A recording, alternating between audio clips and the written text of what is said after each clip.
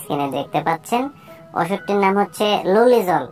এটি একটি ক্রিম জাতীয় ঔষধ, আর এই ওষুধটির উপাদানের মধ্যে রয়েছে লুলিকোনাজল 1%। আর এই ওষুধটি উৎপন্ন করেছে বাংলাদেশের সুনামধন্য ওষুধ কোম্পানি এসকেএফ ফার্মাসিউটিক্যালস লিমিটেড।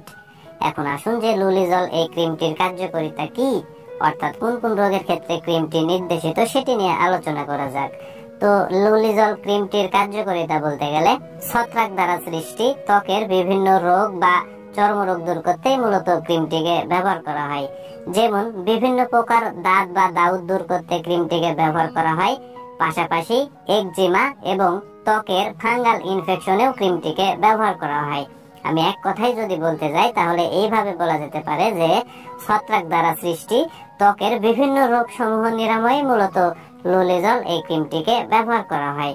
এখন আসুন যে লুলিজল এই ক্রিমটির আসলে ব্যবহার বিধি কি সেটি নিয়ে আলোচনা করা যাক।